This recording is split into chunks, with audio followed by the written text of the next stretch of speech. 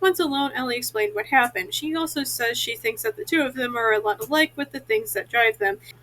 That Josh is trying to somehow make up for all of the terror and pain his dad caused by making random strangers online happy in 30-second bursts 3 times a week. Which, sure, that explains a lot, said nobody.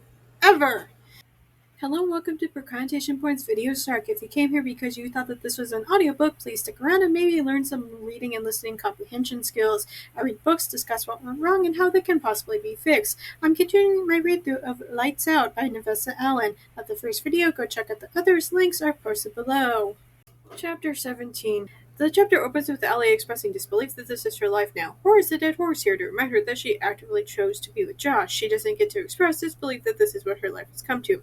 She then expresses that she felt like Brad's death was anticlimactic, that somebody who'd done so many violent acts, who'd hurt so many people, for him to have suffocated because of poorly placed duct tape isn't exactly it. The two of them trade barbs about how they'd like to have lit the man on fire, and while I can see the humor in the jokes, they're kind of not exactly hitting. Josh asks how she's so calm about all this, to which she replies that she sees death constantly, which is kind of odd because as a medical professional working in a hospital, yes, she does see a lot of death, but at the same time, she's not the one who went out of her way to cause all of those people to die. Kind of the exact opposite, really. And then, almost as if the author can't help it, we have to have half a page of Allie thinking about how hot Josh is. Josh tries to explain how the only guilt he feels is over having taken a life, but the fact that it was a rapist and a murderer obviously helps to negate his bad feelings. Allie goes off about how there are plenty of legitimate reasons to kill, although I think that most of us can agree that few people are actually going to be sorry that Brad isn't going to hurt anybody else. Josh tells her that in looking into why Brad kept getting off, it was basically a laundry list of, this poor young man, we shouldn't punish him because he made a youthful mistake. However, I feel like after a certain point, judges shouldn't have been so willing to keep giving him second, third, ninth chances. After a certain point, you have to admit that your trash justice system is only transforming the man into a monster. As you might expect, Josh is taking this accidental death a little harder than Ellie. He expresses that it was his destiny to always become a killer, which obviously is upsetting for Ellie to hear. Slowly, he tells her about his background, but despite the fact that he's the one who wanted to tell her about his father and all of that, he kind of skirts around the issue. It's honestly kind of maddening. Ellie tells him that none of it matters, which is quickly followed by them agreeing to become boyfriend-girlfriend. I cannot deal with the terrible timing of everything in this book. There is literally a body in the trunk, and you're making plans for the future and touching each other suggestively.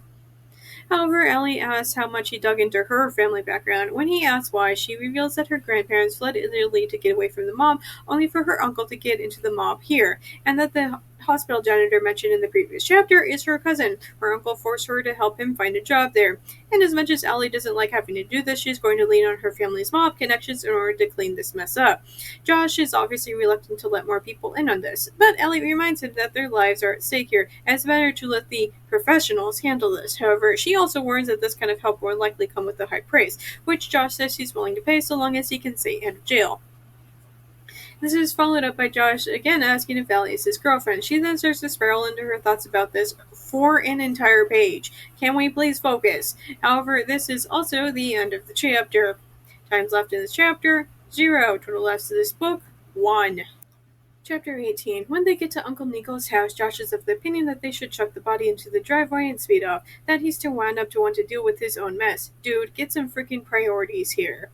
The house has a lot of security simply to get onto the property. As they drive up, Josh puts on a fake mustache. Why did he have that handy? When Ellie tells him to take it off, he promises that she can write it later. Why? Why would you write this? However, even Josh finally acknowledges that his hormones are out of control. He forces himself to think about the literal dead body in the trunk. They meet Uncle Nico at the house, and he ushers them inside to talk about it. Ellie drops the info quickly, mainly because she doesn't know how to ease into a topic like that. Nico is angry because he's certain that the feds are watching him, but he doesn't exactly question why Ellie would have come to him. Nico calls his son Greg into the room. Greg says that he's going to pretend to be Josh and leave with Ellie. Josh will stay behind and fill Nico in on what happened. Neither Josh nor Ellie really want to be apart, but Greg and Nico aren't exactly giving them a choice.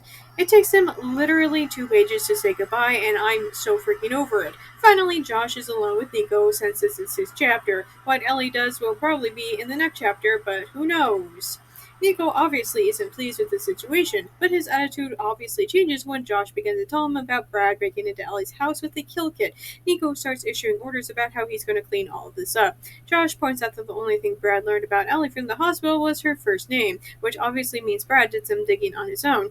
Nico wants to break into Brad's house to steal the computer, but Josh convinces him to let him go with them so he can do hacker stuff. Later, Josh rides in a van over to Brad's house. He texts with Allie, who tells him that she and Greg made it to the auto chop shop where they'd get her car cleaned up. They text back and forth for 4 goddamn pages without any hint of plot movement at all. However, when they get to the house, the other mob guys are upset that the police are already there. They demand to know what actually happened and if this has anything to do with what Josh and Ellie might have done. Josh wants to warn Ellie, but they grab his phone and put a gun on him because, yeah, this guy is that stupid. Times left in this chapter, 0. Total laughs in this book, 1.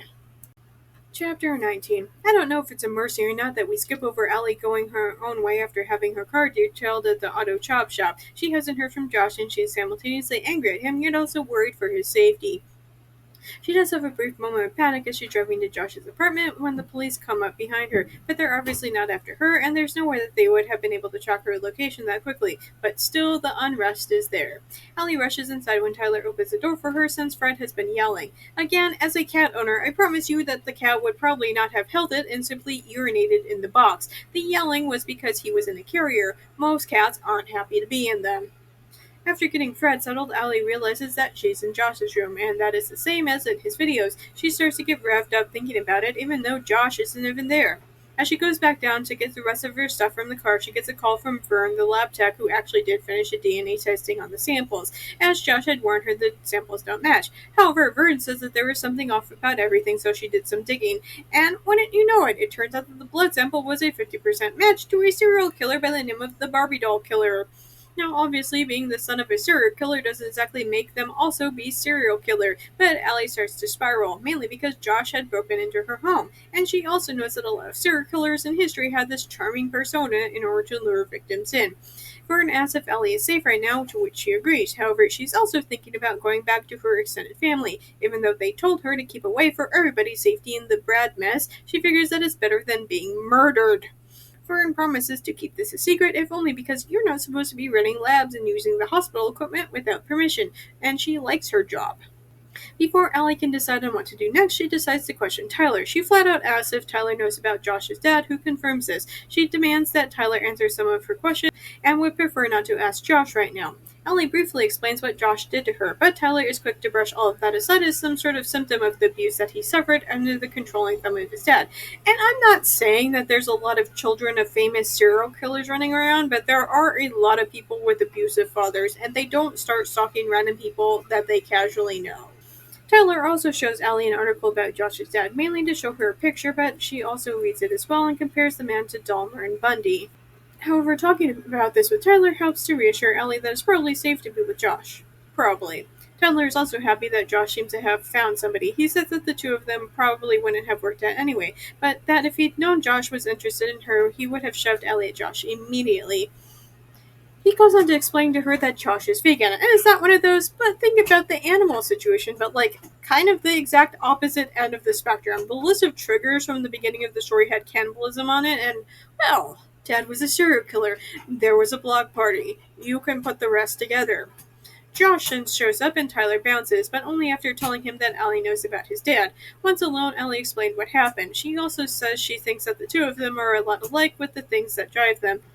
That Josh is trying to somehow make up for all of the terror and pain his dad caused by making random strangers online happy in 30-second bursts 3 times a week. Which, sure, that explains a lot. Said nobody. Ever. Anyway, this quickly dissolves into them talking about their turn-ons, except for Brad. That was obviously going way too far. But then Ellie obviously wants to know what happened after she left him, which, yeah, I'd also like to know as well, except that there's nothing to tell. He went over to Brad's house, but the police were already there, so they dropped Josh back at home. They then express how exhausted that they are, so they agree to shower together and get some sleep, except that Ellie shut Fred inside the bathroom and Josh kind of trips and lands on top of Ellie on the bed. And then when the pain fades from their tremble, Ellie is like, wait a second, this is kind of hot. Times laughed in this chapter, 0. Total laughs this book, 1. Chapter 20. They flirt while Josh is lying on top of her on the bed. Then he remembers Fred and gets off from her to go get the cat. While he's doing that, Allie gets into the shower. The business with Fred is pointless and mainly there to serve as a buffer so that Josh can get all worked up before he joins her in the shower. They then bang. And I have to say, after the first part of the book built up to how they like things kinky, shower sex as their first time is honestly so mundane that it's a bit of a letdown. Not too long after they finish, Tyler comes home, and it's only the awkward thought of Tyler hearing them that stops them from going for more. Times left this chapter, 0. Total laughs this book, 1. Thanks for listening to my Book Snark on YouTube. New videos are up every Monday, but stick around because I sometimes drop random videos on other days too. Just as a reminder, even if you can't financially support me, there are other ways to help me out. The first is watching this video as well as all my other videos. It's important to like and subscribe. Finally, you can share this video with all of your friends so that they can help as well. If you're already caught up with all of my videos, you can go to Tumblr for my main book, Snark's always free and updated every morning. The only added to Patreon is to become a member without paying. You'll get access to the same things on Tumblr, but on Patreon. Supporters can have access to so many more book Snarks starting at $1 a month. Also new is a 1-week free Patreon trial, so be sure to check that out. Special thanks to Dawn, Phoebe, and Nikki for supporting me on Patreon already. If you want to hear your name in my video next week, either support me on Patreon or make a one-time donation. Do you like my Snark so much that you want me to snark your writing? I do that too. For just $6 per chapter, I will tell you how awful that your writing is. But not to worry if you feel like you couldn't take the criticism. I also offer regular book editing as well, just $10 per chapter. You can contact me on any of my social media platforms if you have further questions. If you want to read some of the things that I've written, you can purchase my works on Amazon. I have a slew of spicy short stories and 2 full-length novels. I also frequently run flash sales on my stories, and if you don't follow me on any social media, you might want to do so just so you can know when I might be offering things for free. Links for everything will be posted below. See you next week, guys!